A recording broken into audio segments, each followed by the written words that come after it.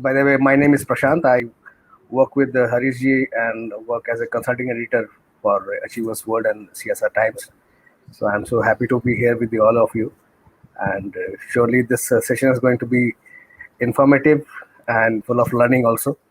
I believe so. And we'll be happy to have your views on the Civil Services Day that we are celebrating today. Welcome again. Thank you, Aris. Thank you, Harish. Thank you, Prashant. I think it's very important that the civil services have finally got the recognition which was due to them. And what is more significant is the fact that it is not just the government which is organizing the Civil Services Day. Several governments have organized the Civil Services Day. But more importantly, once the civil society starts recognizing the fact that civil services have made a seminal contribution to the growth, progress, development, and integrity of the country, I think that's the important part. The fact is that we all know why 21st of April was considered. That is the day when Sardar Patel had addressed the first batch of the All India Service officers at Metcalfe House in Delhi. And he had then made the stirring remarks that you will not have united India unless you have a good All India service which will have the freedom and the independence to speak its own mind. Now, it took several years for the government. In fact, the first Civil Services Day was celebrated only in the year 2006. And as Mr. Julani and I recall, that when we joined the service, there was no such thing as a Civil Day. Certainly not at the academy, and certainly not for over 30 years, 20 years that we were in service. Yes, it was only in the 21st year of our service that we started having the Civil Services Day. Now, the reasons why Civil Services Day have to be celebrated is one, there has to be a recognition of the fact that just because the system works smoothly, it is not that it does so without any effort. There is a great effort that is required in running any system smoothly. That is one. Number two, the fact is that over a period of time, there has been conscious incrementalism. All of us as civil servants have brought about little changes in the way we are managing the affairs of the country, the way we are managing the governance of the nation. And I think that's a very significant aspect that we got to recognize. The third point, which I have been wondering, is that, let's also look at the counterfactual. Wherever civil services have not been respected, wherever civil services contribution to the nation and to nation building has not been respected, as for example in the neighboring country of Pakistan, we've seen that the edifice breaks down completely. So it is not that it is only civil services who make the nation. The nation is made a complex nation. A modern nation will have so many elements to it. A country needs a very strong political system. A country needs strong academia. A country needs good commerce and industry. It needs an efficient system. It needs the rule of law. It needs everything. And amongst that large complex of things, there is also that fulcrum or the anchor, which we will say. That anchor is the civil service, which is something which finally we are beginning to recognize. And therefore, I'm very happy that the Indian Achievers Forum and all of you have got together to get this platform organized. Two or three other points which I wanted to make was that the strength of the Indian civil service lies in the fact that we are having young, brilliant recruits coming in every year. And this new set of people who join every year, and now I find that even the quality of the state civil service entrance is very good. So the new entrants who join the civil service, they bring in a new gusto. They bring in a new emphasis. They bring in a new virility. They bring in a new element of resurgence into the system. So I think that's a very great. The fact that the UPSC has been very fair, has given the civil servants and the civil services, what should one say, has given it a credibility which is unparalleled. So we have unparalleled credibility. Our abilities to deliver goods and services is not in doubt. There have been occasions when there have been some doubts raised about how we are performing our job, but I think that on the whole, we've been able to carry the mandate in a very fair in a very strong manner. Of course, one can always say that when we are talking about each other, we are bound to say good things about each other. But if there is any critique, if there is any critique which is there, one would be happy to respond to those critiques. The only thing which I like to say is that the strength of the service will not lie in expecting praise from outside. The service is strong enough in itself. We are confident, we are capable, we do not doubt our own ability to deliver and to achieve things. And as long as we are convinced that we are in a position to deliver, I don't see a challenge to the way the IAS and all civil services will be the at the fulcrum of running the country. These are my few opening remarks, and as we go along, we can carry the discussion forward. Now we have other guests also with us. Radhe Shyamji and Shailendra Joshi has just joined us. So Radhe Shyamji, I would like to ask your opinion and your message on this day, please. It's a Civil Services Day, and it's a very good thing that a civil service organization, an organization outside the government, is celebrating the function. This day becomes an important day not for celebrating the civil services alone, but by sending a message that institutional integrity is of utmost importance. We individuals perform within certain institutional framework, but if the institutional framework is weakened or it is compromised, then the integrity goes for a 6. So individual integrity and institutional integrity both need to be taken care of, and that's what the civil services stand for. And I believe that's why Sardar Vallabhbhai Patel called it a steel frame of India. Now, when we talk of a steel frame, in about 80 years' time, a lot of technological changes have taken place, and even the steel has become moldable. And now you get the steel which could be molded. So I'm afraid that if the institutional integrity or the institutional freedom is molded, then we don't know which direction we would go. Now, coming to the civil services, this is an instrument in the hands of elected governments, and we perform as per the leadership given by our elected public representatives, because we are a federal, democratic, liberal politics, liberal society. Now, all of us in our individual capacity as well as collective capacity have performed, and whenever challenges came, we rose to the challenge. Today, we are facing tremendous challenges of COVID. Certain policy decisions which are required at higher levels, certain are required at the highest level, but whatever be the limitations, whatever be the shortages, whatever be the flaws, we are still performing. Sanjeev has spoken about the young officers, and my stint in Madhya Pradesh as Additional Chief Secretary, Panchayat and Rural Development. I must say that I experienced not only high capability, but a high level of commitment in the officers. It's on the leadership that we provide. We work, when we start from managerial levels, we go higher for the leadership role. And a lot of leadership responsibility lies on our shoulders. So it's not only about the IAS, but about all services. And today the task is not only to perform, but to ensure that we remain fair and just. Fair and just, not inclined to compromises for our self-serving careers. That's what on this day I would suggest. Thank you. Shailendra Joshi ji, namaskar. Namaskar ji. At the outset, I must compliment Indian Achievers Forum for giving this opportunity. Otherwise, outside world treats us like babus. So giving recognition to babus is a good thing. I would say governance per se depends on 3 things. Radheshyam mentioned about individuals and institutions. I would say individuals, institutions, and processes.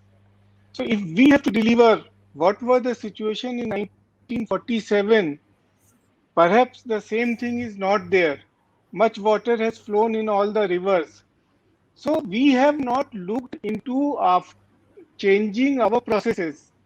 Like when we got independence, the British government used to have a feeling of distrust or mistrust on Indian citizens. The same attitude is there. So I would say if we have to deliver I would mention three things. One, our processes should be changed. They should be result oriented, not only process oriented. Second thing, whatever developmental or regulatory activities are there, it should be taken into a mission mode. Radheshyam again will support this idea wherever we have taken mission mode, whether it's the execution of a project or a plan, we have been successful. Second thing is we have to break silos. Whether it's a state government or central government, we are divided and impermeable walls we are having. That has to be changed. And I would say over a period of time, some sense of complacency after 15, 20, 30 years of service. So that sense of complacency should also be changed. So like in case of elected representative, there should be provision for right to recall. Similarly, selected representatives, that is bureaucracy, should also have this right to recall. Thank you. At this stage, I would like to say this much. Thank you very much. But with all humility at my command, I cannot get myself to agree with what Mr. Joshi has just put forward. I think we need to understand that there is a basic difference, very basic difference between the elected representatives and the officers. And I do not think that this dichotomy that we create, that officers versus this versus that is a binary which we have created mentally. If we understand our specific roles and responsibilities very clearly, then this scope of conflict is not there, and it is in fact becoming less over a period of time. This is becoming less. In fact, if we go back to 1947 to now, I mean, a lot of water is flown. I agree that a lot of water is flown, but what has happened is that more and more the tasks which we are doing are getting into the mission mode. More and more silos are getting broken. And to think that there has been no change in the last 35, 40, 50 years, I don't think that's true. Because if we have achieved what we have achieved, now if we have achieved what we have achieved, that is because we functioned very well. We functioned well. That is why we were looking towards a 5 trillion economy. If you look into all the initiatives that have happened in the recent past, all this has happened because we are taking a very open and a very critical view of ourselves. It's a fact that when the British left India, the element was one of fear. The element of governance was based on fear. Today, governance is based on trust, and tomorrow, governance will be based on transparency and partnership. So this is the transition that's going to happen. And this transition is, I call a term, conscious incrementalism for that. So I most humbly beg to disagree with what Mr. Joshi has said, that, it's not, I mean, it's a profession. For the civil servant, it's a profession, and you commit yourself 3 decades to the service of the country. And in fact, the protection of Article 311 has been given to ensure that we work without fear and favor. And this whole thing that, you can be recalled, this can happen, that will be terrible. I mean, are we creating a Pakistan type civil service? What are we trying to talk about? Sanjeev, you got me completely off. I never mentioned there is any conflict between selected or elected. Any organization or any service which says we are perfect, you stop the progress that day. What I mentioned, things have changed. But what was the situation in 1947 and 2021? We have to change still fast. We have to deliver more. And our officers selected, they are very good. But if you don't get posting for 1 year, what kind of morale you will have? So things are changed, issues are there. We should look into that. And I am not belittling our achievements. So I wanted to clarify that. Okay. So in the meantime, so General Dr. V.K. Singh ji, Honorable Union Minister for Road Transport and Highways is with us. So welcome, sir. Welcome on this e-summit. And sir, we are just having a talk on the role of secretaries and bureaucracy in building a self-reliant India. So we would love to have your opinion on this subject. Thank you very much, Harish, and a very good evening to each one who's present here. It's a great day. Not that it is just Ram Navami, it is also the Civil Services Day. And let me wish each one who is present here for all the services that they have rendered all the very best. And I think it's commendable where India is today because of the type of support the leaders got from the bureaucracy. Having said this, let me also add on that we have changed over a period of time. And a change is inevitable. Change must take place. To that extent, I think when you look from 47 onwards to now, there's a great difference, not only in the way things are handled, not only in the way the bureaucracy has come up, not only the way the bureaucracy is contributed. Now, there are people who are outside the bureaucracy who will always blame them. And it's only the constructive part. Because that 1% who go wrong out of this 100% of the bureaucracy will bring bad name, which is true for any organization. And this 99%, I think, has stood the test of time. There are 2-3 things which I would like to add. I think over a period of time, a tendency comes in that rules must be followed. Yes, rules must be followed. Second, when the rules are followed, can we do a little change to ensure that it benefits people? There are times when there are certain rules which are a carry on from a era when things were different.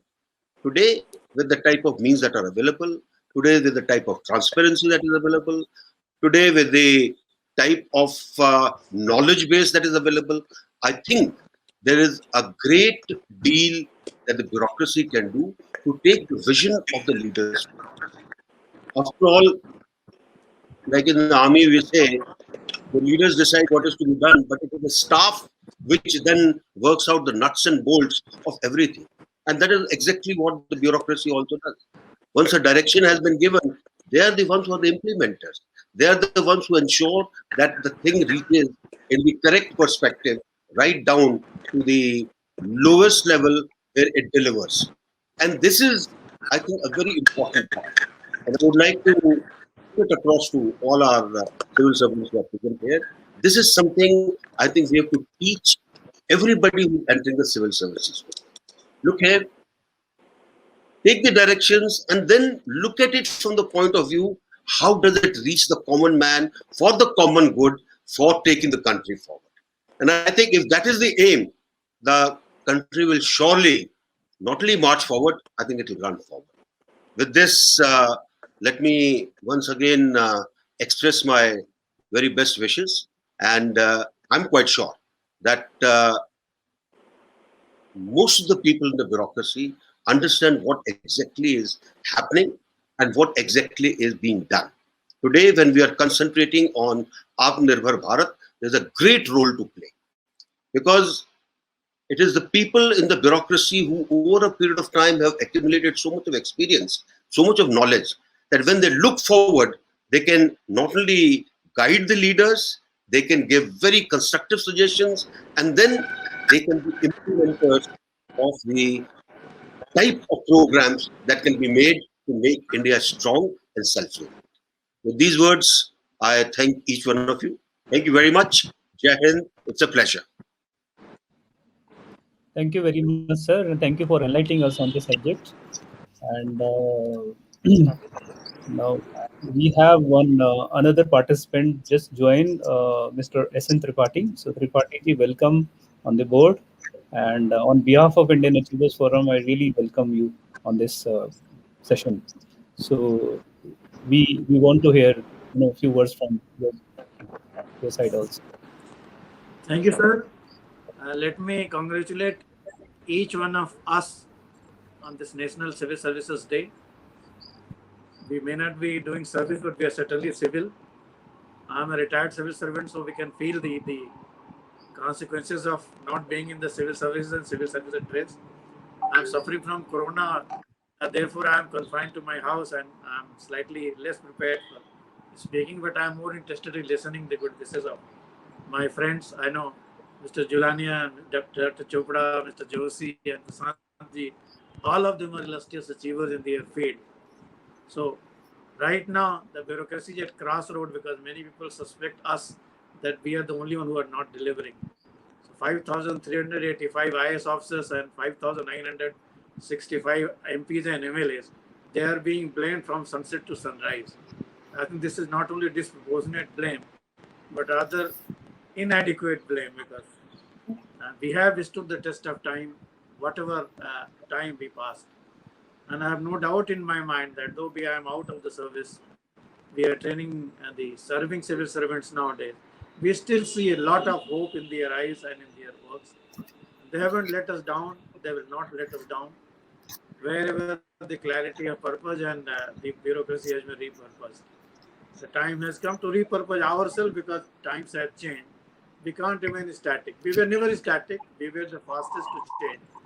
At times, the change was in the wrong speed and wrong direction. Perhaps stability in political system, a clear direction, and no nonsense approach can make civil servants do wonderful work. In any case, we are the one who have lifted from Hindu rate of growth to Indian tigers, and we will continue to deal with the Indian economy and Indian system. I have no doubt in my mind that civil services are doing yeoman service, and they need encouragement and recognition than being paraded on the ground to prove their worth and net worth every day and every time to every town they can hire. We are a good lot, we are a steel frame, and I have no doubt in my mind that we can and we shall deliver when it is needed. In fact, we are delivering even today. Thank you for giving me a chance, sir.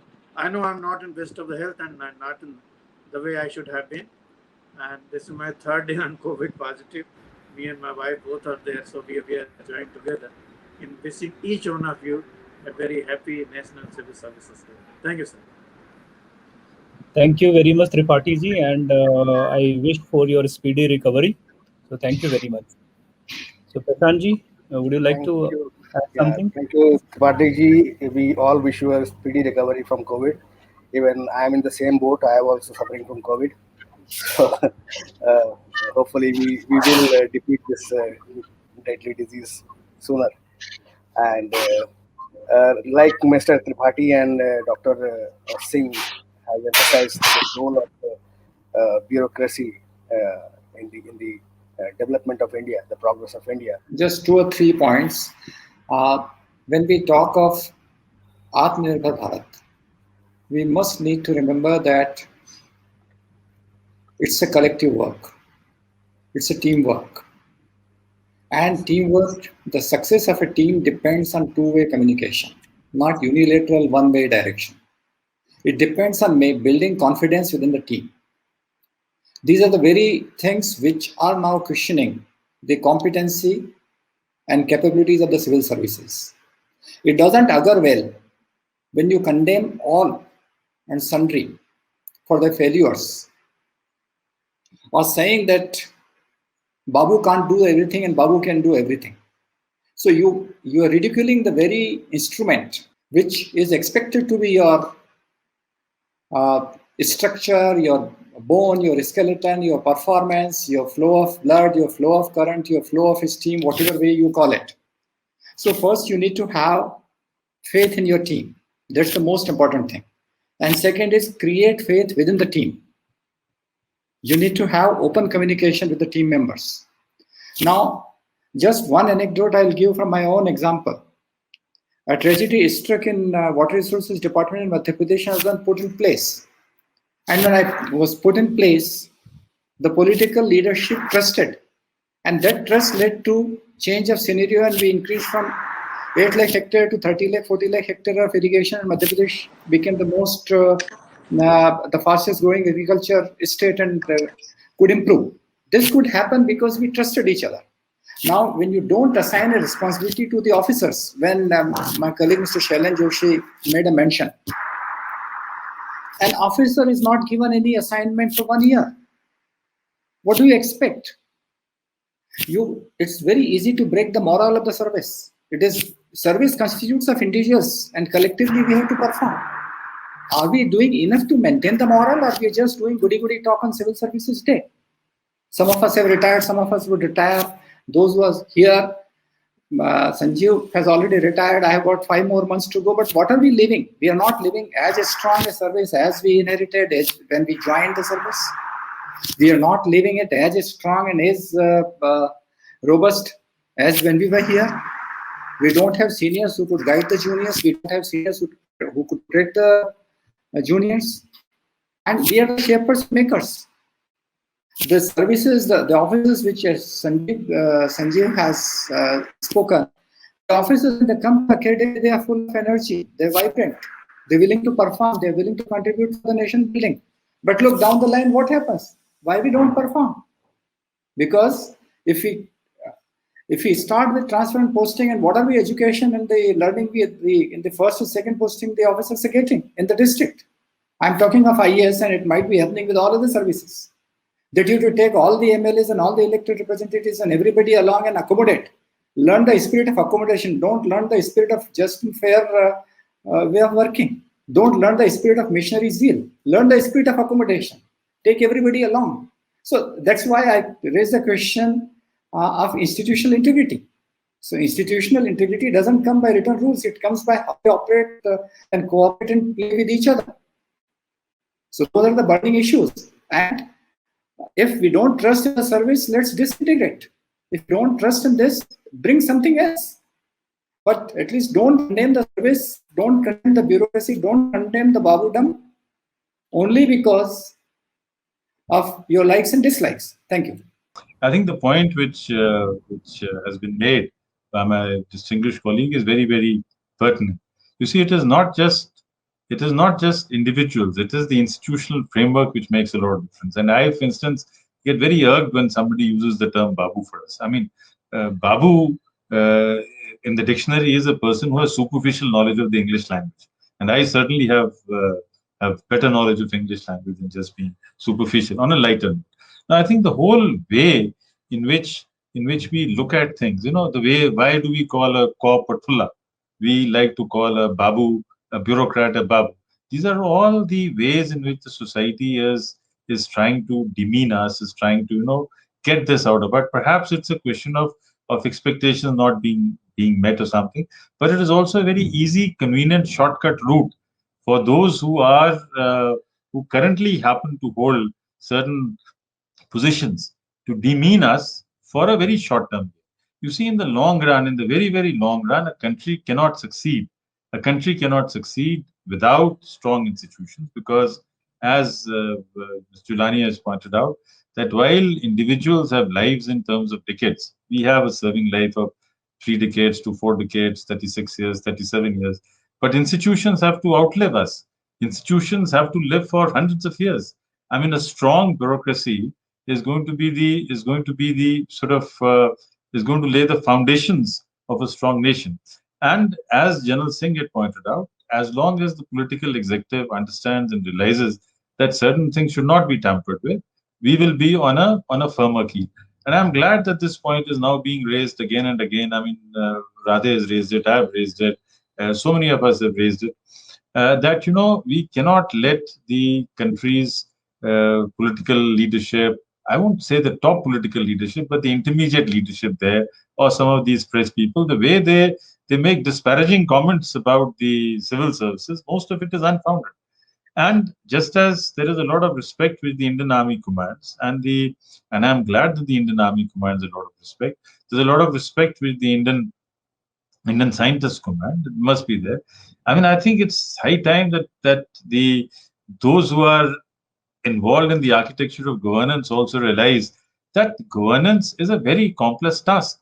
After all, we have moved away from a situation of 70 to 80% poverty at the time of independence to a situation today where less than 20% people are below the poverty line. I mean, we have moved a long way. We've strengthened the way our political system functions. We need to be, I mean, without without saying that there is nothing wrong with us. Yet the general feeling should be one that we have achieved. The general feeling should be one of celebration, and also with a note of caution, as Mr. Julani has said, that yes, we need to put our house in even better order. But on the whole, I'm quite confident that these little aberrations which happen in some states at some points of time will get evened out. And we need not just a professional civil service, we also need an ecosystem for a professional civil service. And that we will have to do it. I don't expect anybody else to come and do it, but I think all of us together here will have to create the new ecosystem. And I'm glad that the Achievers Forum got us together for this function. Thank you very much. Thank you, Shailendraji. I have also taken note of your points in a very positive manner. I mean, there is all discussion and all debate is to agree and to carry forward the point of view. We'll be in touch, but I'll have to leave now because there's a Rotary Club function. Thank you so much. Very well Thank you, put sir. across the points you have made. And I would like to address Mr. Shailendraji now.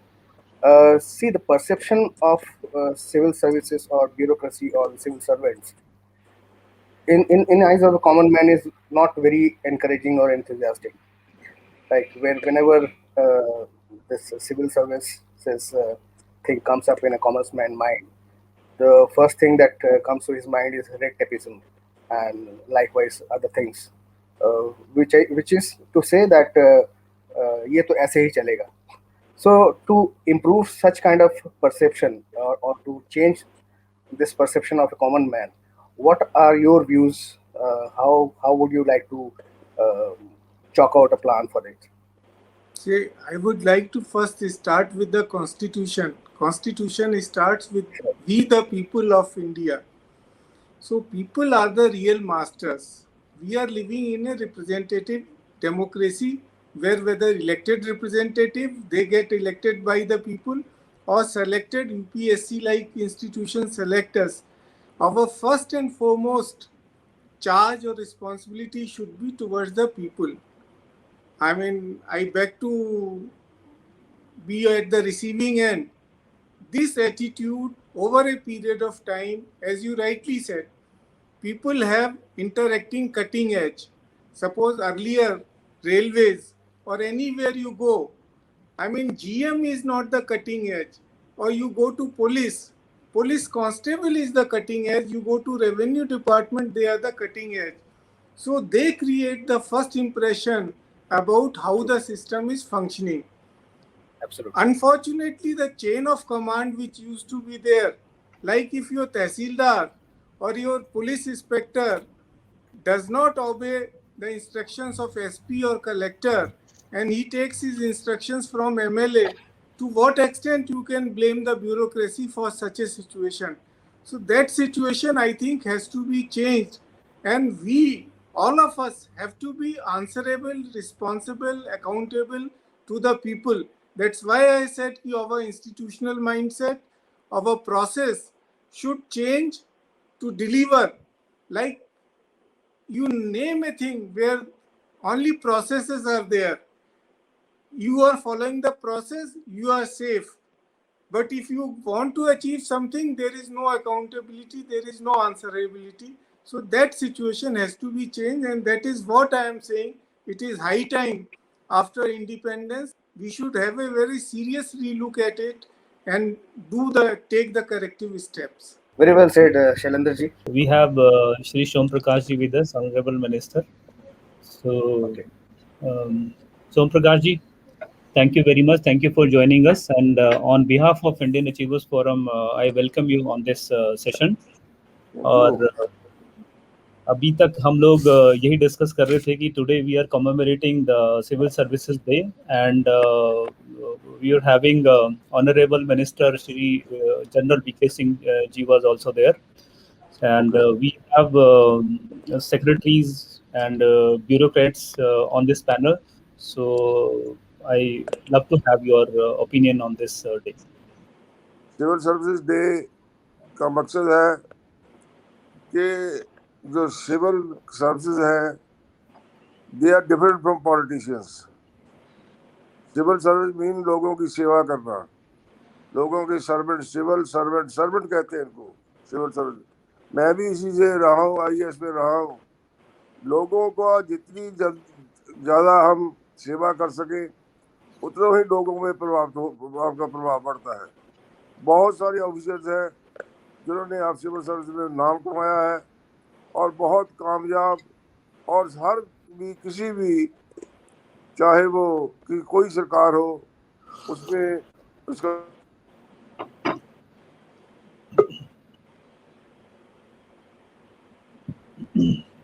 उन्होंने अपना नाम पैदा किया है। और मैं तो सियासत में भी हूँ, मैं सर्विस में भी, पॉलिटिक्स में भी हूँ, और उस दोनों में मैं तो यही समझता हूँ कि लोगों की सेवा जितनी से ज़्यादा की जा सके, लोगों में मिलकर रहें, लोगों को काम आए, गरीब जनता के काम आए, गरीब जनता को दिल से लगाएं और उतने काम ज़्यादा से ज़्यादा कर सके। फिर कोई कारण नहीं है कि लोग कोई आपको हरा दें, कोई कारण नहीं है कि लोग आपको पीछे छोड़ दें। बहुत प्यार करते हैं लोग, बहुत सत्कार देते हैं लोग। मैं जितने भी 3-4 इलेक्शन लड़ी हैं उसमें अल्टीमेटली लोग आपको जिताते हैं, लोग आपको वोटें डालते हैं। मैं 2017 में इलेक्शन जब लड़ी, हमारे साथ सारे पंजाब में ऐसा था, सभी लोग हार गए थे, हम 3 लोग जीते थे असेंबली में, लेकिन इसमें लोगों ने बहुत प्यार सत्कार दिया, हम जीत गए। और बहुत कुछ लोग हमारे हराने में भी लगे होंगे, पर जब लोग आपके साथ हों, लोग आपको गले से लगा लें, कोई उनको हरा नहीं सकता। तो मेरी तो यही प्रार्थना है सभी को कि आओ मिलकर लोगों की सेवा करें। सेवा ही सबसे बड़ा माध्यम है, लोगों का साथ, लोगों का विश्वास और लोगों को साथ लेकर काम करना, और ऑनेस्टी आपके साथ होनी चाहिए। ऑनेस्टी रखें और सेवा करें लोगों की, यही अच्छा मंत्र है, मैं समझता हूँ। इसके ज़्यादा और कुछ हम कर भी नहीं सकते। दिल से ईमानदारी से लोगों की सेवा करें, यही काम कर लें तो बहुत बड़ी सिविल सर्वेंट, हम अच्छे सिविल सर्वेंट तभी बन सकते हैं। मेरे साथ 2 IAS अफसर जो मेरे साथ नए आए हुए हैं, उन्होंने जब ट्रेनिंग में भी मेरे पास आते थे, मैं यही कहता था कि आपको ज़्यादा से ज़्यादा लोगों की सेवा करनी है, सेवा करोगे और बहुत कुछ प्राप्त कर सकोगे। इसलिए मेरी यही बेनती है सभी को कि लोगों की सेवा करें ज़्यादा से ज़्यादा। धन्यवाद। मैं ज़्यादा लंबा नहीं बोल सकूँगा, बहुत बहुत मेहरबानी, धन्यवाद, thank you. Thank you so much Som Prakash ji, बहुत अच्छा लगा आपसे इस विषय में सुनकर, और हमारी कामना है कि आप जल्दी स्वस्थ हो। त्रिपाठी जी इस पैनल पे हैं और मैं इस पैनल पे हूँ, हम लोग भी कोविड से जूझ रहे हैं, but hopefully we will recover soon. Okay, so Tripathi ji, coming back to you, as they say, a team is as good as a captain, or a captain is as good as a team. How would you like to discuss on this particular proverb in terms of civil services or IAS? Point I got, whether team is important or the leader.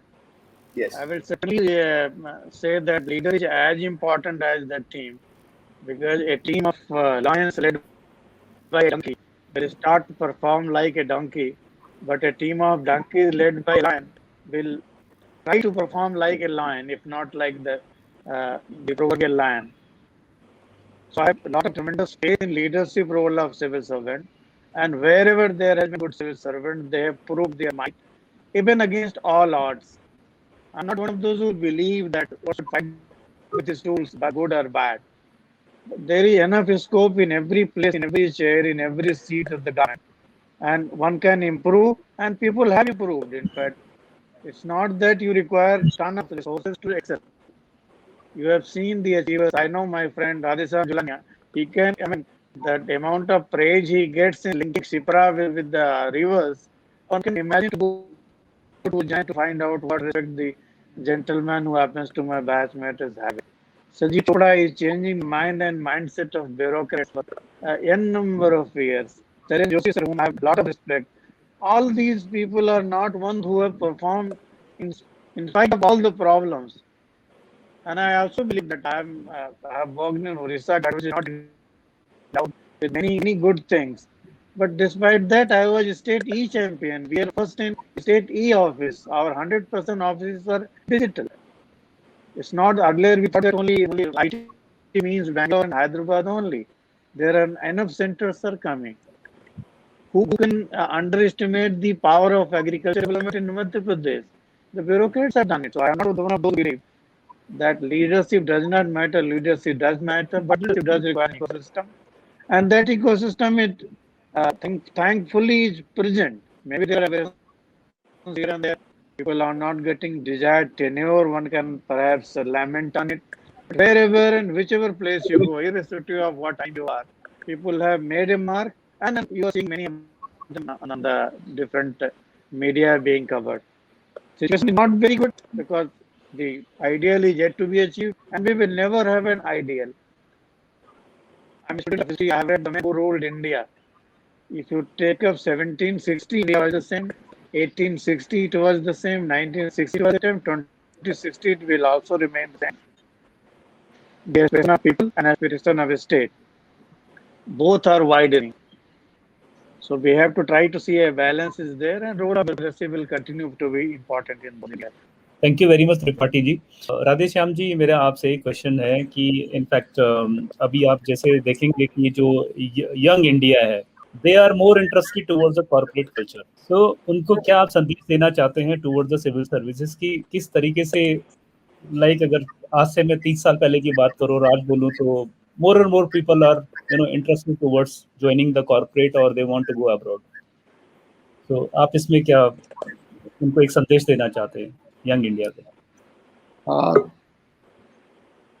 देखिए, the question or the point that you made is very pertinent.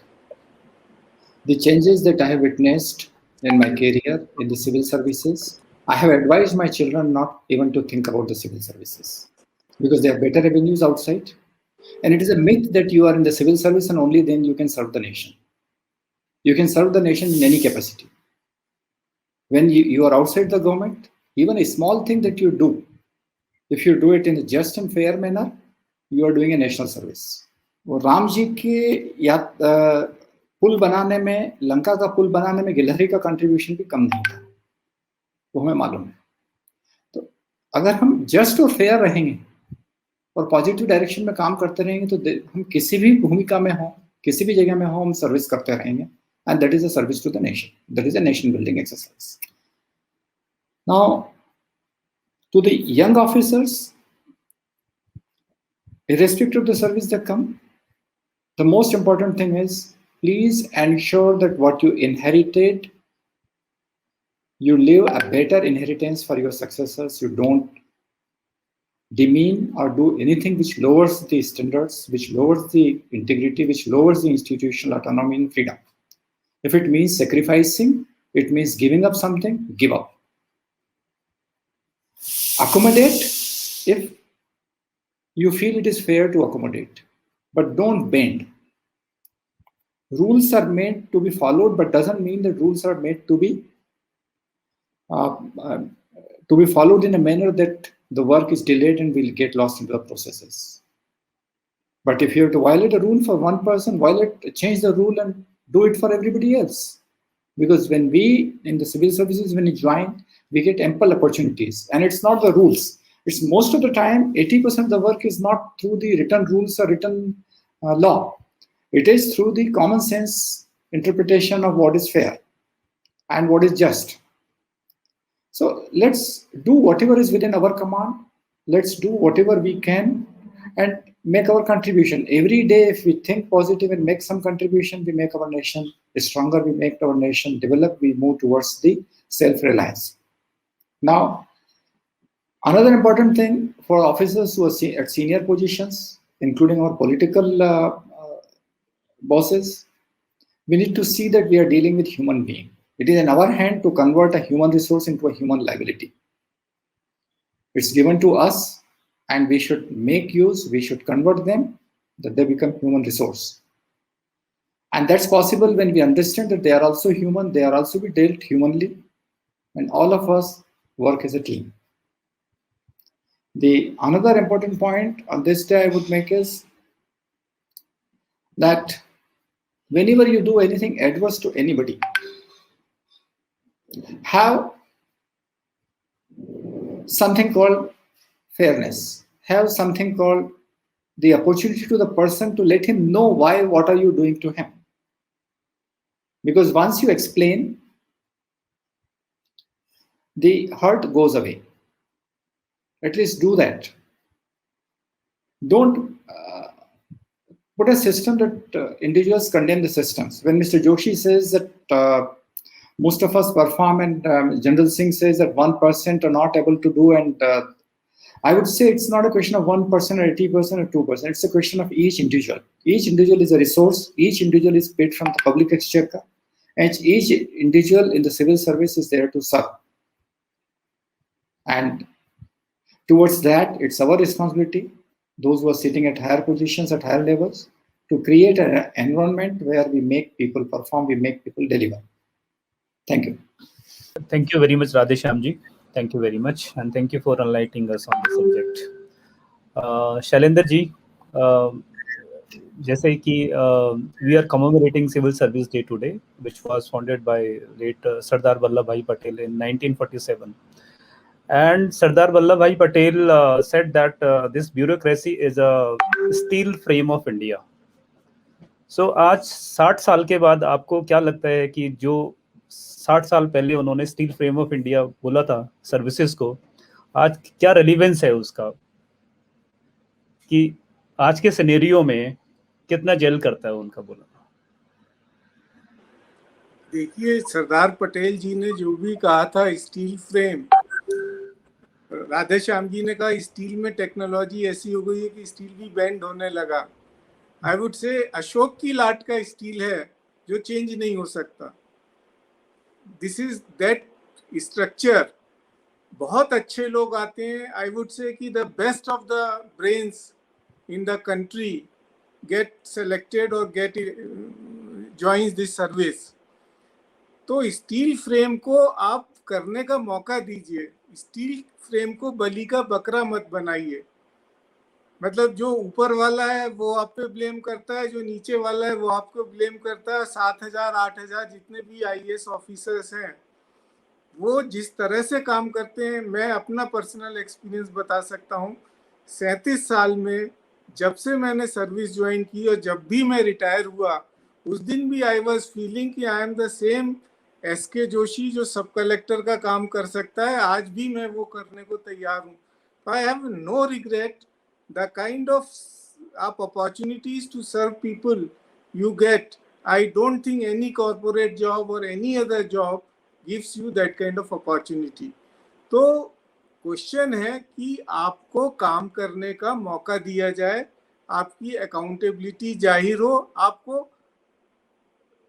सबके साथ मतलब किस, जैसे राधेश्याम जी ने कहा कि नेता जो है, मेरा मानना है कि नेता अगर आप पे विश्वास रखता है तो आप you can really do wonders and he is aware about the kind of work which has been done in our state. जो प्रोजेक्ट 30-40 साल में बनते थे, 4 साल में फ्लैट बनाए गए। तो इट्स ए टीम लीडर का आपने क्वेश्चन कहा था। टीम का लीडर इज ए पॉलिटिशियन। देश में प्रधानमंत्री, स्टेट में मुख्यमंत्री। तो टीम लीडर को अपनी टीम को साथ लेके चलना है। कौन अच्छा विकेट कीपर है, कौन अच्छा बॉलर है, कौन अच्छा बैट्समैन है। तो टीम लीडर जो है, और अच्छी टीम भी आप उत्साह बढ़ाएंगे तो वो अच्छा खेलेंगे। आप उनसे कहोगे कि तुम किसी काम के नहीं हो तो अगले दिन वो काम करना बंद कर देंगे। तो बेसिक थिंग इज कि हमारे देश में सिर्फ एक प्रोसेसेस वाली बात जो है, अभी भी हम बहुत पुराने चीज़ों को लेके चल रहे हैं। आज की टेक्नोलॉजी, आधुनिक टेक्नोलॉजी जो इंटरफेस है, ह्यूमन इंटरफेस जो डिले करता है, जो जनता को असुविधा पहुंचाता है, उस क्षेत्र में बहुत काम करने की ज़रूरत है। और बहुत काम हुआ भी है, लेकिन सतत प्रयास की ज़रूरत है।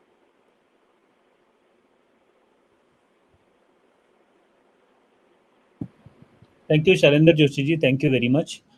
क्वेश्चन था राधेश्याम जी, ये जो आजकल की जो जनरेशन है, जनरेशन एक्स की, जेड की बात करें, एक्स की बात करें, वो लोग they are technology driven, they are tech savvy एंड they are continuously on technology based apps and all that things. तो अगर हम सिविल सर्वेंट्स की बात करें, एक परसेप्शन ये भी है कि they are not very tech savvy, और इस वजह से वो जो काम होते हैं वो डिले हो जाते हैं। इस तरह की जो एक धारणा है, एक परसेप्शन है, इसको कैसे बदला जा सकता है? देखिए प्रशांत जी, दो चीजें आपने कही हैं। जनरेशन टेक सेवी होना, एक सबसे बड़ी बात हम भूल रहे हैं। पहले इस इशू के ऊपर मैं बोलूंगा क्योंकि थोड़ा टाइम भी है, 5-7 मिनट आपके पास है। एक नज़र आप जो भारत सरकार की सपोर्ट से प्रथम ऑर्गेनाइजेशन जो है एनजीओ, वो सर्वे करता है state of education, annual survey on state of education, उससे एक मिनट देख लें। 8वीं कक्षा में हमारे पास ऐसे विद्यार्थी हैं 17%, 17% जिनको 99 तक काउंटिंग नहीं आती। हमारे पास 60% चिल्ड्रन ऐसे हैं, 57% जिनको 2 डिजिट्स के एडिशन और सब्ट्रैक्शन नहीं आते। हमारे पास 34% बच्चे ऐसे हैं जिन्हें 8th स्टैंडर्ड में 2nd स्टैंडर्ड की बुक पढ़ना नहीं आती। तो जब हम टेक सेवी जनरेशन की बात करते हैं तो हम उस जनरेशन की बात करते हैं जो टॉप 10% अफोर्ड करता है, प्राइवेट स्कूलों में जाता है, पढ़ता है, उसकी बात करता है। 90% की हम बात नहीं करते। अब दूसरी बात आपने कही है कि ब्यूरोक्रेसी में, सिविल सर्वेंट्स में आप कहाँ से भर्ती करेंगे? डिफरेंट पैरामीटर्स, डिफरेंट एस्पेक्ट्स में जब आप भर्ती करने जाएंगे तो यही लोग तो आपकी सेवा में आएंगे। जिनको काउंटिंग नहीं आता, जिनको किताब पढ़ना नहीं आता, जिनको 12th के बच्चे को एप्लीकेशन लिखना नहीं आता, फेल होने और पास होने वाले बच्चे में अंतर नहीं है, वही तो आपकी सिविल स्टेट गवर्नमेंट्स की और म्यूनिसिपल और लोकल गवर्नमेंट्स की सर्विसेज के लिए कॉम्पीट करेंगे। डिग्रियां उनके पास होगी लेकिन एम्प्लॉयबिलिटी नहीं होगी, तो क्या उसे टेक सेवी कहेंगे? टेक सेवी ये हो सकता है कि हमारे पास state administrative service, all India services, central services, ये टेक सेवी हैं और यहाँ टेक सेवी में कभी कोई प्रॉब्लम नहीं आई है।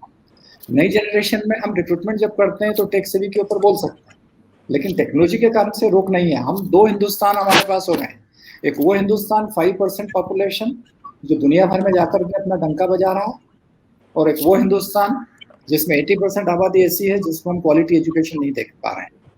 आज हमारे हॉस्पिटल्स और हेल्थ की पोजीशन, कोरोना एक महामारी हो गई, कोरोना एक बियॉन्ड इमेजिनेशन एक चीज हो गई, एक बीमारी फैल गई, लेकिन नॉर्मल कंडीशंस में भी अगर हम देखें तो हमारा खर्चा पर पेशेंट ज़्यादा है बजाय प्राइवेट हॉस्पिटल का पर पेशेंट खर्चे से। हमारा एजुकेशन का खर्चा मध्य प्रदेश में 30,000 करोड़ रुपए साल एजुकेशन पर खर्च होता है। 1 करोड़ बच्चों के ऊपर 30,000 रुपए पर ईयर चाइल्ड खर्च होता है। स्टेट आफ्टर स्टेट आप निकाल के देख लें, प्राइवेट स्कूल्स का खर्चा इससे कम आता है। अब ये इश्यूज गवर्नेंस के हैं, लेकिन इस इश्यूज के लिए पॉलिटिकल प्रायोरिटीज होना चाहिए, पॉलिटिकल लीडरशिप होना चाहिए, पॉलिटिकल। मिस्टर जोशी यहाँ बैठे हैं, मैं यहाँ बैठा हूँ, हम लोग अगर इरिगेशन में कुछ कर पाए या जिस पोस्ट में भी रहे कुछ कर पाए, इसके 2 कारण रहे। पहला, हमें मौका मिला, और दूसरा वो विश्वास मिला कि हम डिलीवर करेंगे, हम टीम बनाकर के काम कर पाए। तो अगर आप, इसलिए जो आपने पहले इशू पहले पूछा था लीडरशिप के बारे में, कैप्टन के बारे में, कैप्टन ही विजन देता है, कैप्टन ही डायरेक्शन देता है। हमारा विजन रखा रहेगा हमारे पास, अगर हम उसको यूज करने वाला हमसे सहमत नहीं होगा या वो कहेगा नहीं आज आपकी जरूरत नहीं है, कल आपकी जरूरत थी, आपको इस्तेमाल कि आप काम के थे, आपका उपयोग किया, आज अब जमाना बदल गया, आप काम के नहीं रहे, आप आराम से बैठिए।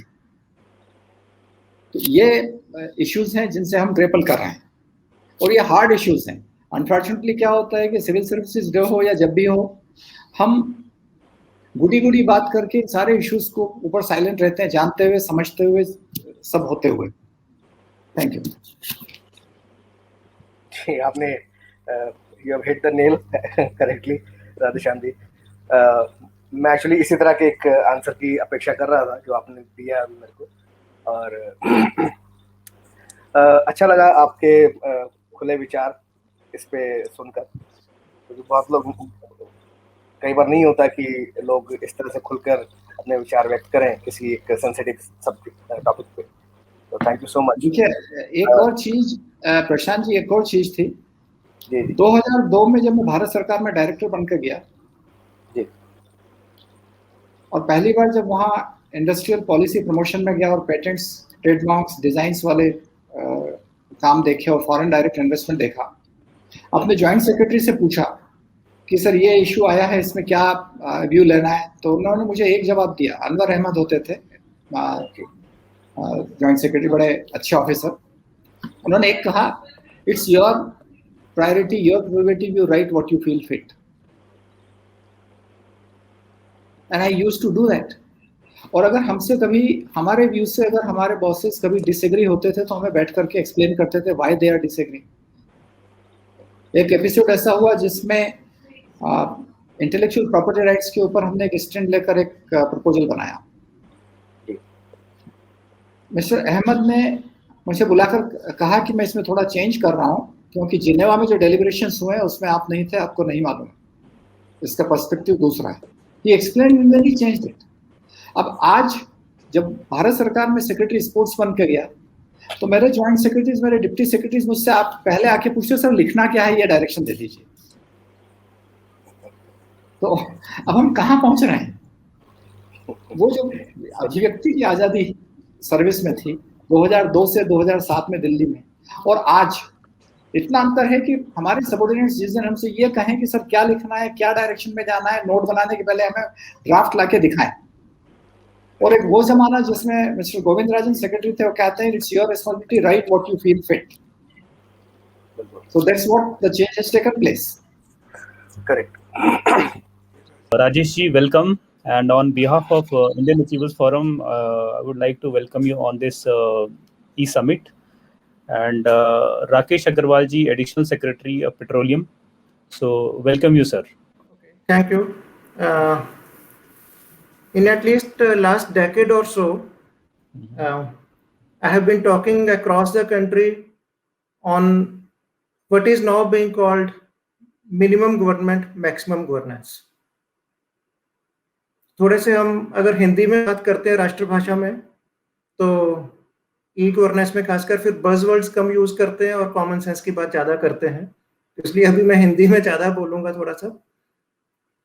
तो बेसिक इशू ये है कि on civil services day all bureaucracy should be committed to provide basically simpler in a simpler fashion services to the citizens, कि उनको कम से कम इधर उधर जाना पड़े, कम से कम फॉर्म भरने पड़े। तो जो मैं बातें बोलता रहा हूँ, आज बड़ी सिंपल से तीन मंत्रा देना चाहता हूँ जो मैंने अपनी लाइफ में फॉलो किए हैं पिछले 10 साल में, और सभी अपने कोलीग्स को, सबऑर्डिनेट्स को भी रिक्वेस्ट करता रहता हूँ कि ये जरूर करना चाहिए।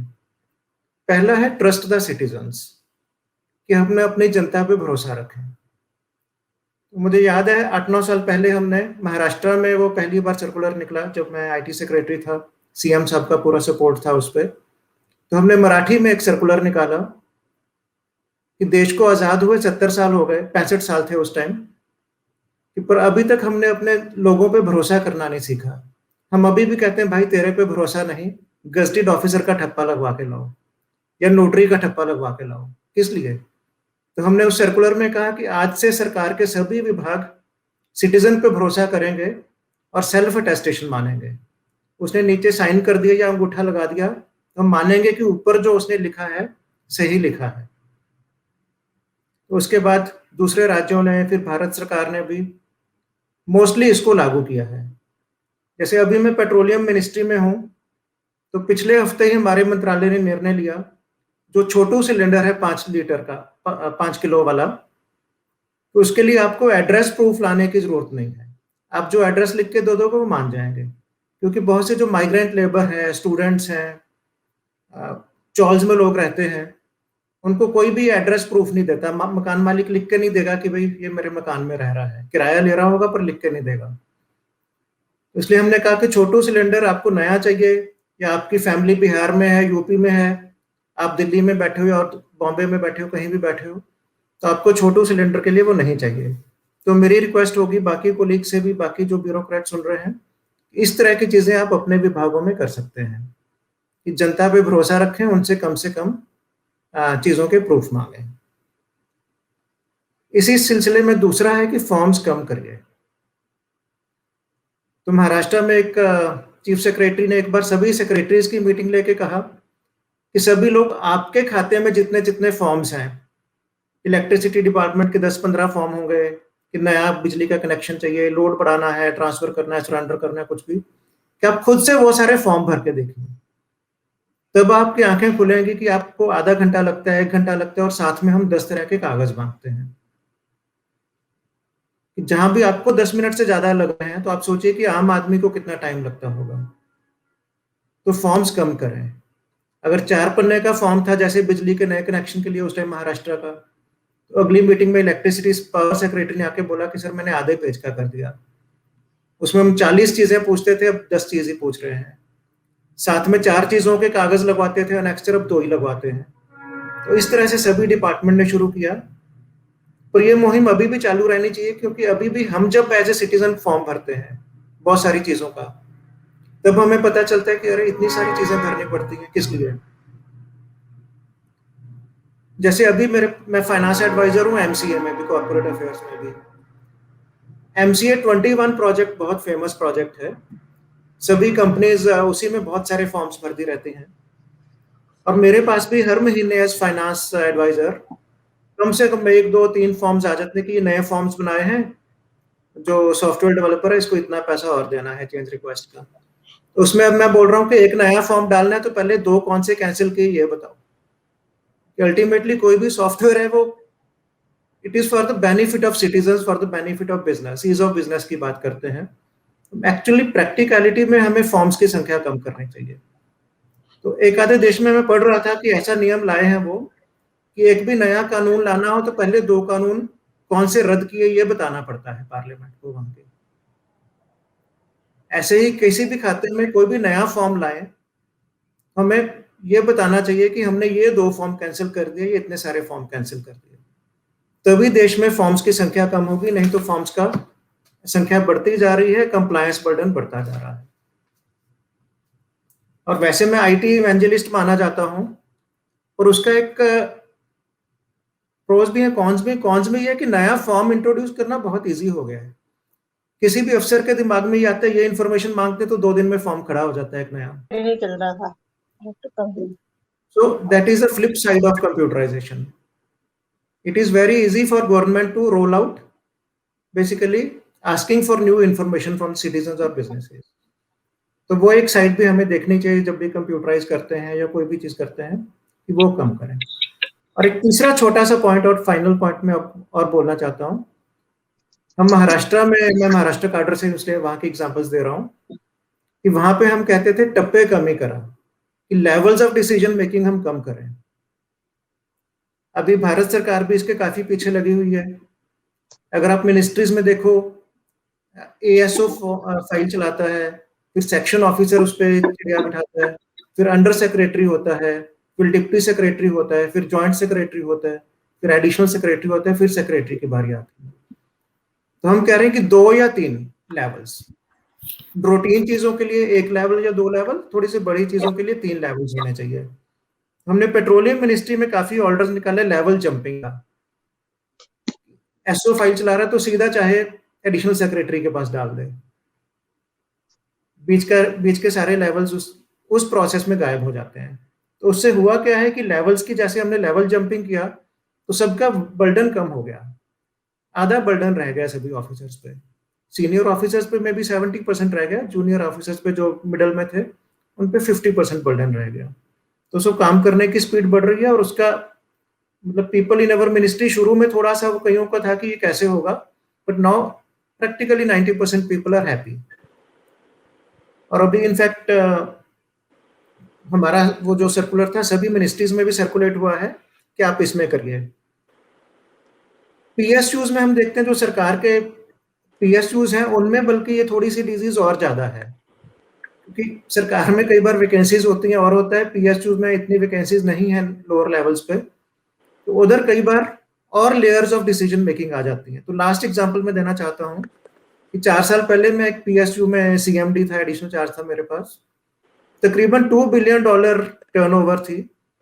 उसमें छोटा सा केस था, 10,000 एम्प्लॉयज को ईमेल देना था, उसका प्रपोजल था 10-20 करोड़ कॉस्ट होगी, और उसी के लिए I counted there were 23 signatures on the file or on the process.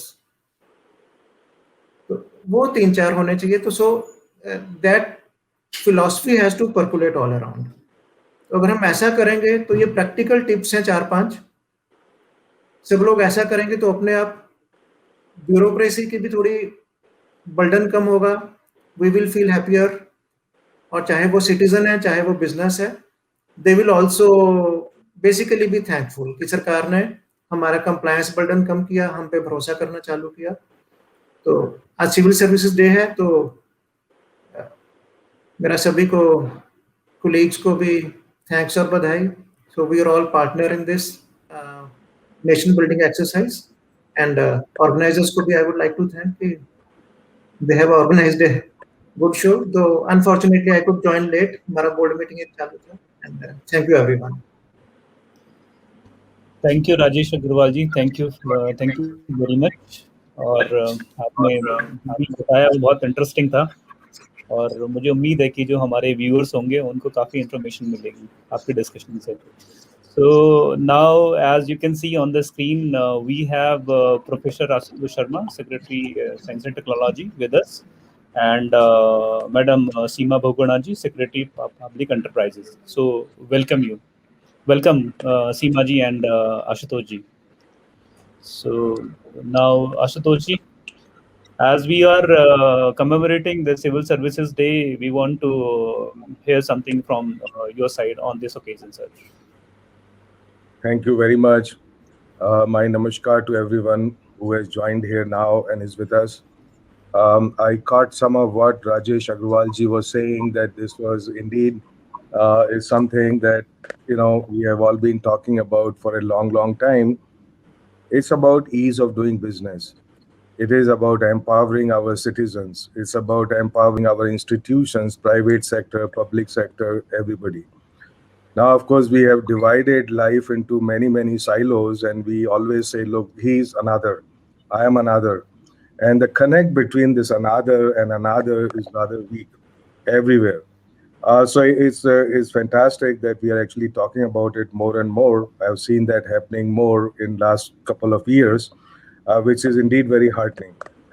Now, let me just say one of the overarching goals of bureaucracy, civil services, is to provide governance mechanisms, the architecture, the structure and processes of governance. Of course, that some of them are rather outdated and have been continuing since the days of the British, pretty much. Of course, the British have moved on a lot. So if you were to look at their forms, as Rajesh Agrawal ji was saying, that there is a sea change. But just to give you an example, a recent example that my Department of Science and Technology deals with is about geospatial surveying and mapping. Now, this is something, it's a legacy of the past. Survey of India as an organization is 250 years old, 253 years old to be precise. But I suspect that their way of doing business has not undergone very fundamental changes as compared to other survey and mapping agencies around the world. And if you were to look at it, all those, the template that they have been carrying forward all this time is rather antique. I mean, it's totally outdated. But for several decades, even after independence, we have not really looked at, what is the purpose of doing all of this, and how do we actually bring that purpose to the fore to empower the real reason for Survey of India. As an example, it's just a random example. I'm not emphasizing that too much, but just pointing out that a whole lot of stuff that we carry with us is a baggage from a very remote past indeed. And give you another overarching example. What is really important when we look at policies? We look at policies, we say, look, okay, let us reduce the GDP GDP efficiency, or increase the GDP efficiency of emissions, let's say by 30%, as an example. Now, we are now very clear about how we are going to be meeting those goals. So this is where I would like to bring in another pillar of our policies and governance, which is science, technology, and innovation. As a overarching concept, historically, we as a society and as a nation have not paid too much attention and too much understanding and respect to raw material and the value that it brings. So we always treated our cotton the same way as our copper, if you would, and say, okay, we don't really do value addition a great deal, but somebody else will do it and would return it to us at 100x to a million x value, which is basically based on the knowledge. So that's a knowledge sector. Raw material is given by the God, but the value addition to that is given by science, technology, and innovation. The flip side of it is that we don't really know how to satisfy when we project a demand. Then we say, look, how are we going to satisfy that demand? Do we have the technology to do that? Often we don't, because we have now woken up in time and say, look, this is what my demand is going to be 2 years from now, 5 years from now, and what needs to be done to be able to fulfill that demand. So the flip side is that the last minute rush to get something, to fulfill something, is basically left to imports. So on one side, what we got, our strength remains hidden, in the sense that this is not fully transformed, it's not fully translated for our own good, and raw material being an example. At the same time, that since we have not fully prepared to deal with the future, so therefore, we would remain forever dependent on what we may call the import of knowledge, products, technologies, what have you. And this also is a template from the past. If you were to go back 75 years, and then you would see that this indeed was the template in order to address the needs of our society and nation. And some of it has continued to this day. Now, my very simple purpose in pointing this out is not to point out weaknesses. Of course, we all know what the weaknesses are, but to say, look, what is it that we need to do going forward in this, and what is actually happening about it. Now, you see that COVID-19 has been a good example of not being prepared. So, in a sense, when the virus hit us, and now it's hitting us even harder now than it did last year, um, we had no PPEs, we had no N95 masks, we had no diagnostics, we had certainly not had any dreams about vaccine, which is considered something very advanced. And previously, it used to take 10 years minimum to come up with an effective vaccine. At the same time, of course, we had no diagnostics, we had no ventilators. Now, of course, when it hit us hard and we knew that nobody would supply it to us, okay, there was a point when you say, okay, but where are you going to get all this? Are you going to get all this with the speed and scale? Uh, Fortunately, many of our systems, I call them systems, I'll tell in a minute what that means, came together spontaneously with a shared purpose. So that is very critical key. In order to solve a problem, we must first of all recognize that problem is, we acknowledge, we own that problem. In fact, we don't own that problem, we co-own that problem. And this has to be co-owned by what is now called triple helix. That triple helix is basically like a triangle, if you would, industry and startups, MSMEs, everybody on one side, the knowledge institutions like IITs, universities, R&D labs on another side, and the third side is, of course, the government, including the state government, going down everywhere.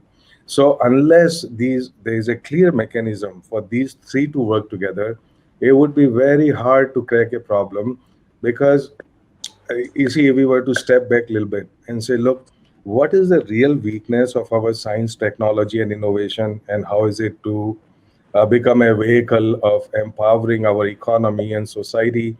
Oftentimes, one hears that, oh, science, technology, that we don't really know very much.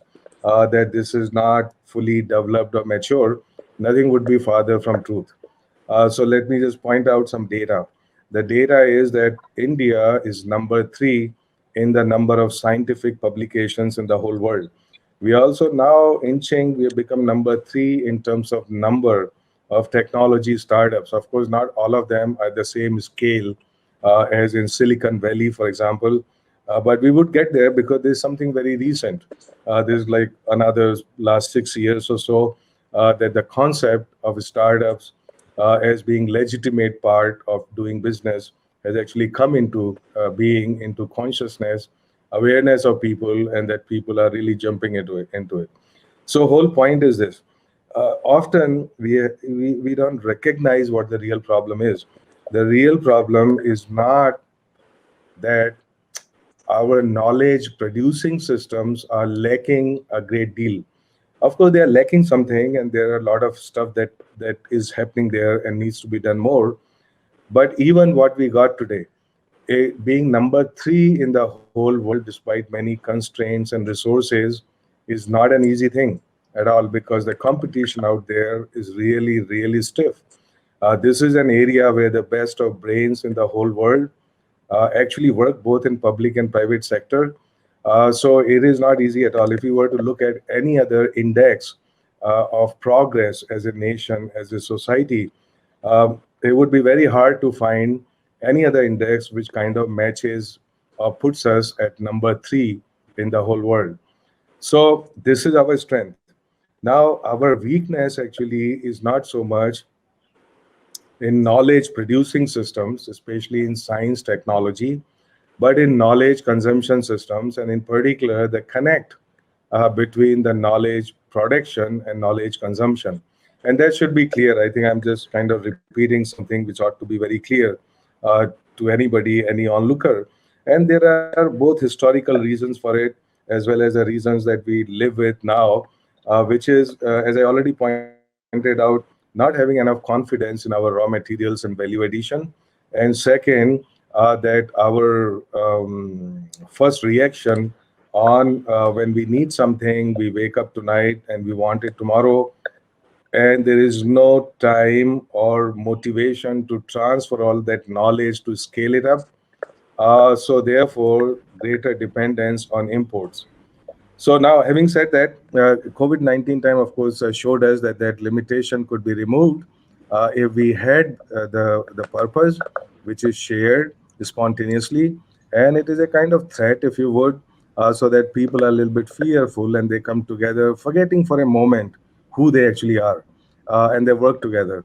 And I think if that working together was possible, which is that there are precise mechanisms that encourage that working together, working out of silos, then I haven't any doubt that a lot of this would be possible going forward in the future as to how we make actually science, technology, innovation as a vehicle of our progress. And make no mistakes about it, future is all about science and technology. If I had a problem, of course, that you would solve it by having a framework of policy, by having the rules and regulations and laws in some cases to back it up. But all of that would be rather hollow unless we knew how to address that particular problem. And we cannot be dependent forever on the global aid in that particular area. So future, one of the aspects of preparing for the future is that it's not firefighting. It is not about crisis management.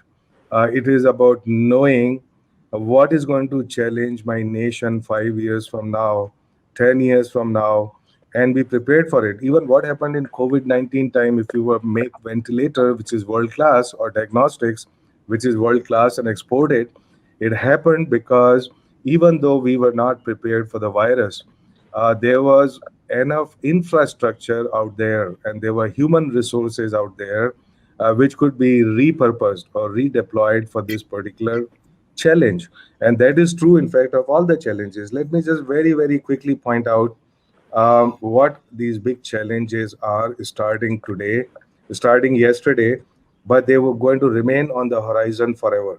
So no matter how long humans live on this planet Earth, these challenges are going to be with us, it is good to start preparing for them now. And it is not, I would repeat, it's not only about knowledge generation.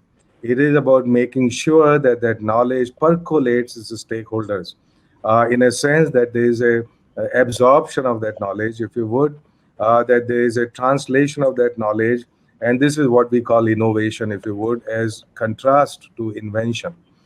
Invention happens when knowledge is produced. That requires resources to produce knowledge. But it can't stop there. The innovation converts that knowledge back to new opportunities.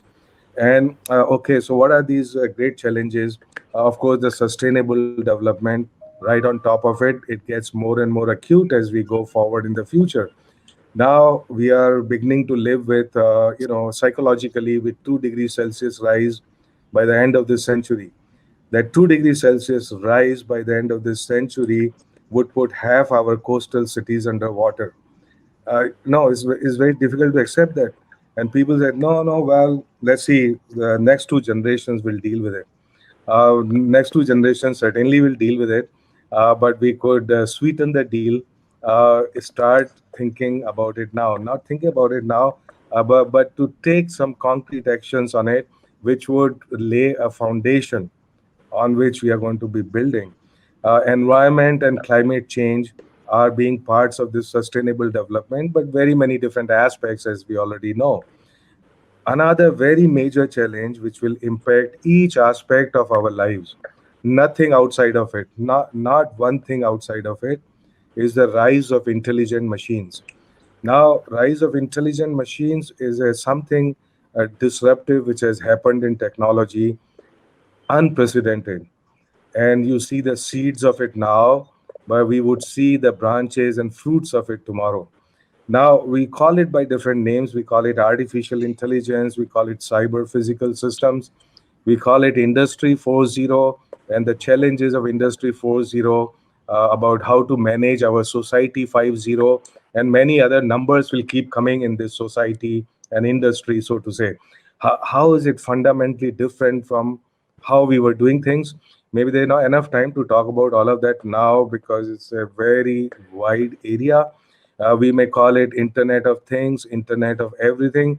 The whole point is this, that there is very fast convergence of all the technologies, very fast integration and synthesis of all the technologies, which is communication, computing at the edge, distributed communication, computing, autonomous decision making by machine learning, by deep learning, the same kind of reasoning that humans do, but humans can't do it very well with big amount of data which is out there. The perception, which is through sensors, pulling in the right kind of information both from the internet and through perception through sensors for specific jobs, and autonomous action by what is called actuators. So it is a bundle of things, pretty much like a human being. So it is not science fiction at all.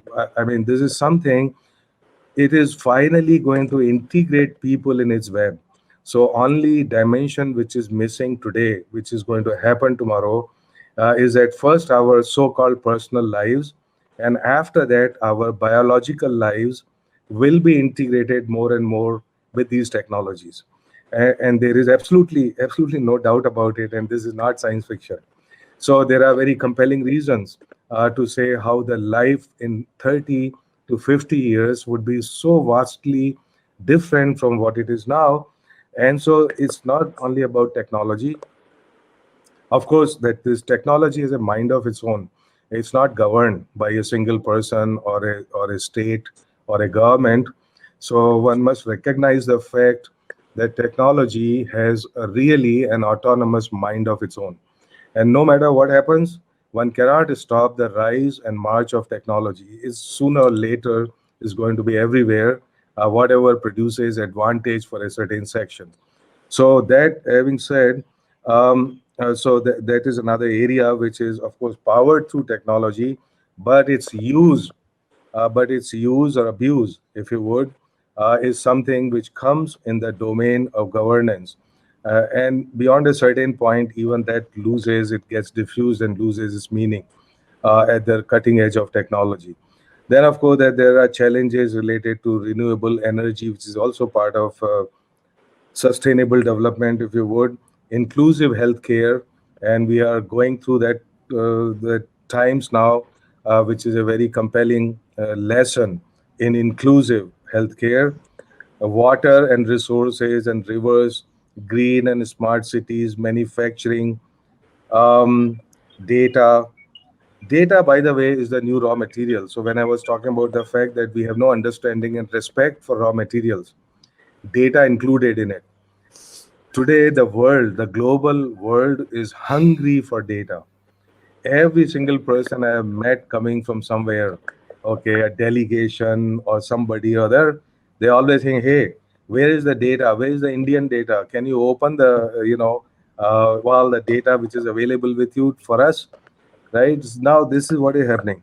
So I'm afraid that, in all of our governance ideas, if you would, data actually is going to play more and more central role. Data and evidence and how to leverage that, if you would. Now, whole point is that this raw material could be leveraged by somebody else and sold back to us, or that we have the capacity and understanding to make use of this data. And that is a very critical point. Of course, there are policies which are coming up related to this. So let me skip about the future a little bit and now come focus on the present again, with this kind of vision going in the future. So, okay, let me very quickly introduce a new policy on science, technology, and innovation 2021, which is now ready for release. Is in the last legs of it, was held up for consultation, general consultation, and so on. So far, we have consulted over 100,000 people from different walks of life, every type of person, so to say, not just scientists and technologists, farmers, women living in small towns, and so on, school students, everybody, diaspora, states, all of them have been consulted very extensively. And so some of the things that we are discussing here, as far as science technology is concerned, that we have paid special attention to those aspects, about the ease of doing business, about especially the connect between the knowledge production and knowledge consumption, and how they can actually come together rather spontaneously. What is it for them to be able to work together? So it is about triple helix. It's about the lessons learned through COVID-19. It's about open science or democratization of science. Now, science, of course, has been viewed as an elite pursuit for a very long time, and some of it is true. But it is also true that unless that science seeps into wider sections of our society, its fruits will not be out there, would not be very visible, and they would not be very easy to reach. So it is about open science and democratization of science, science communication, and so on.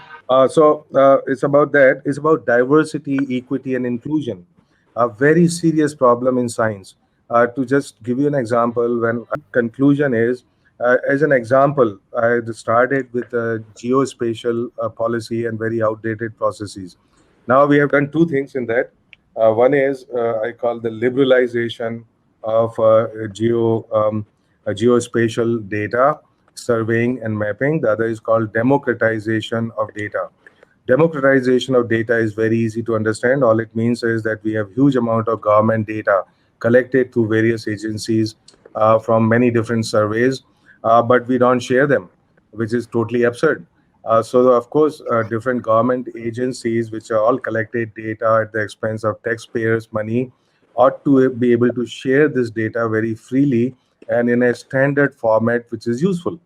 And second, that this data should be available also to private sector for development, for planning, for any of that. As we know, no map means nothing in this world. So all of that data should be available also to private sector at fair pricing in a transparent way. So that's democratization of data. Liberalization of geospatial sector basically means that there were processes, like I said, for last 5 decades. If you want to do any mapping at all in this country, one needs approvals which are so tedious and time consuming that they are totally out of sync with the world in which we live. So it may take 6 months to get a permission to map little stretch of land that I own, for example. This is totally unacceptable because geospatial mapping is the engine of growth, planning, development, governance, even, and it is reflected in the Swamitva scheme of PM, which says, look, that we all little people, everybody needs to have ownership papers for their land, which is going to be so empowering, unbelievably empowering for our rural population. Okay, but how do you do that? So if with the current way of doing things, you could not do that in 50 years. But one has to use the modern technology and liberalizing the policies, for example, for drone flying, for example, for using this technology like continuously operated reference systems and so on. And with that alone, you can gather the speed, the scale, and accuracy which is required for this Herculean task. So this is an example, basically, of the ease of doing business in a particular sector, which is the surveying and mapping. And so the twin pillars of that. And I'm sure that the same thing could be repeated in many, many other sectors if we were to look at the twin concepts of liberalization and democratization. Without really sacrificing anything, it doesn't sacrifice anything for the government, but it brings in the empowerment in all the other people who can do the job. And that is a simple mantra. And thank you very much. Enjoy your webinar. Thank you. Thank you so much. Now I would like to come to Ms. Seema Bahugunaji. Welcome, ma'am. Hello, everyone, and I'm very glad that you've chosen the Civil Services Day to help us to interact with all of you. I'll be very, very brief and just share some thoughts with you. As you know, I've been Secretary of Department of Public Enterprises for almost 3 years, and the public sector has been very much in the news recently. For the first time, we have heard a lot about privatization, and it's a very welcome step. I think it's the need of the hour that we need to disinvest. Of course, there's a difference between disinvestment and privatization. In privatization, you are handing over the management control to the private sector. But, I just wanted to some points which I think we all should keep in mind, that there is a vast variety of, range of public sector units. There are around 366 public sector units today, from what I recall. And can we really privatize all of them? What is the time frame in which we are thinking of, either privatizing, closing them? So I think the whole issue needs to be seen in a very positive perspective. Now, I had written an article last year when the first migrant crisis happened, and I had suggested that if we had involved the public sector in a much more meaningful way, you see, we have people in the public sector right across the country. Coal India, we have oil companies, we have defense PSUs, which are all across the country, and they could have really done a lot of sterling work in setting up camps, health camps, how to help the migrant laborers on the way when they were, you saw those stories in the media. And in fact, even today, when we are talking about the problem of oxygen availability, of setting up beds, now we are looking to the railways for transportation of oxygen.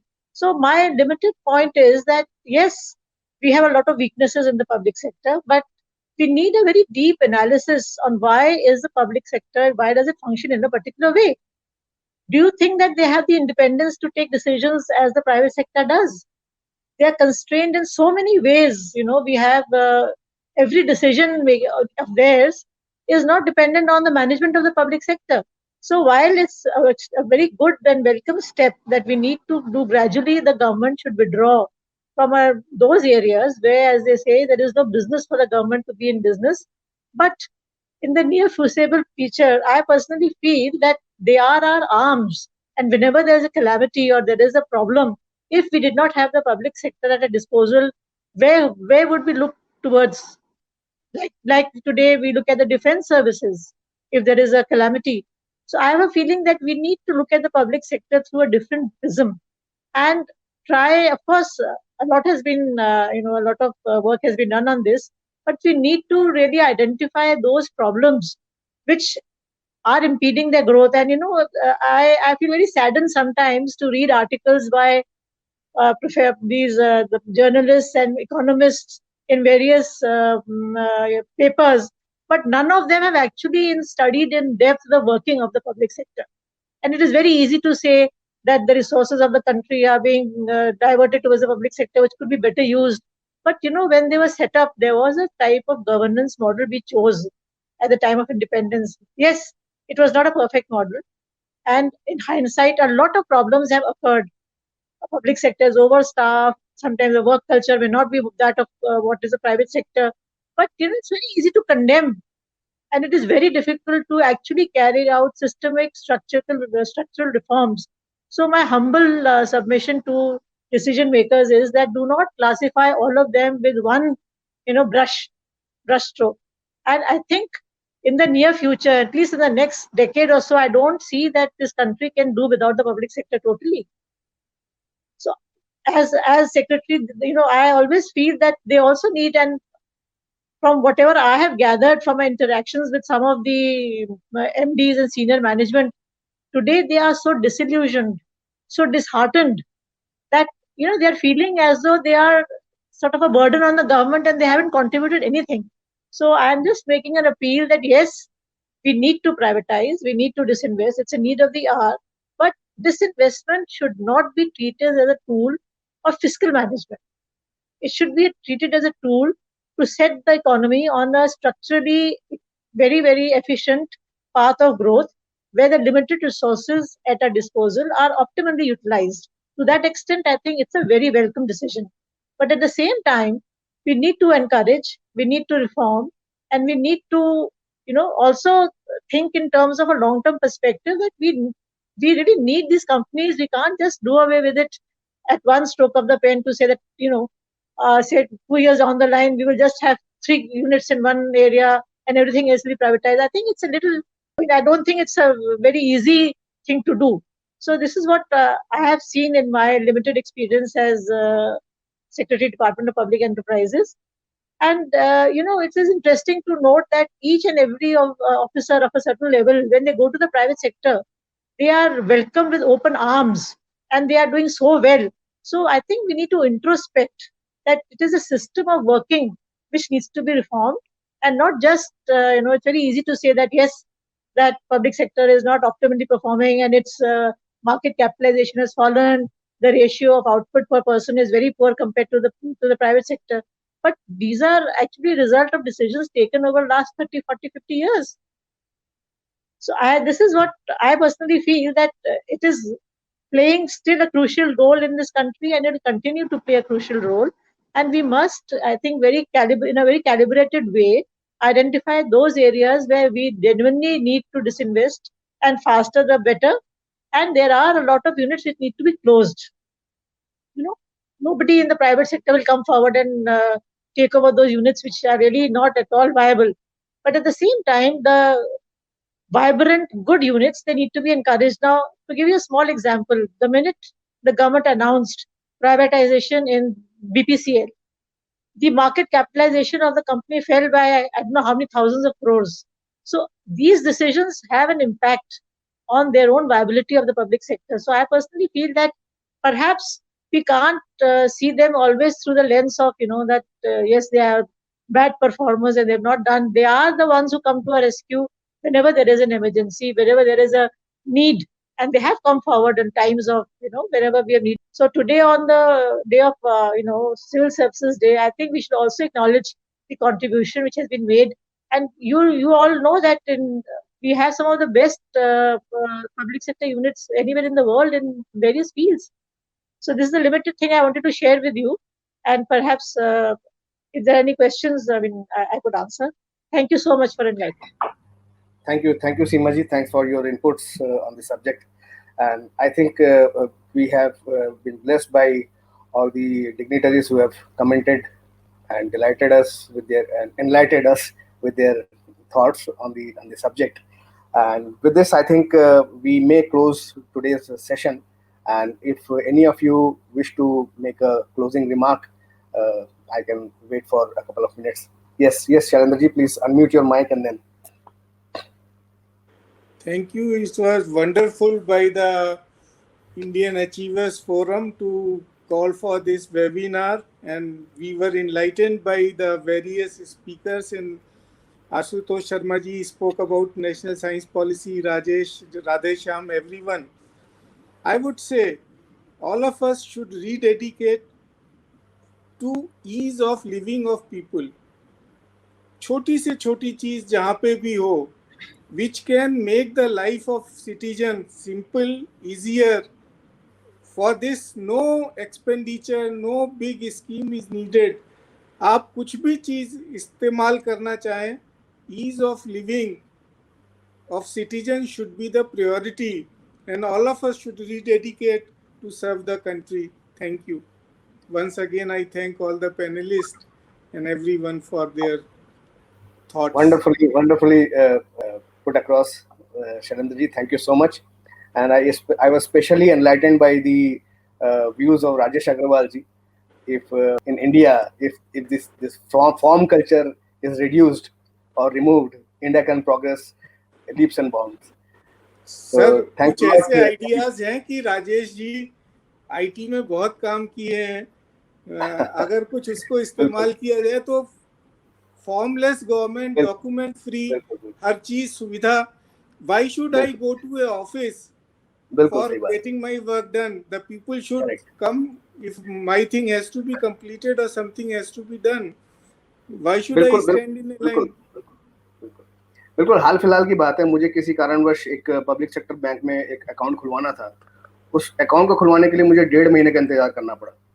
Sir आपका photo, तरह के आपका form, आधार card, आपका ये, आपका वो, आपका ration card. बिल्कुल. It is the responsibility of the service provider, not the as consumer. You are the king. अच्छा, is this because of the lack of accountability that the public servant has, or is it because of the job security that he enjoys, that the things get delayed so much? Both the things. Job security make you complacent, and Absolutely. Unfortunately nobody has looked into. सारे लोग attractive glamorous चीजों के बारे में बात करते हैं. Nobody thinks about nuts and bolts of administration. जब तक हम लोग nuts and bolts of administration को नहीं देखेंगे, चीजें improve नहीं होंगी. No, I am happy that my views are being endorsed by other panelists. We must all work together कि citizen को बिल्कुल seamlessly ज़्यादा form भरे बिना इधर उधर जाए बिना कैसे उसका काम हो सके. So let us conclude this session today, and thanks a lot everybody for being with us, and hopefully we will meet again on some other platform with a new topic. Thank you so much and good night.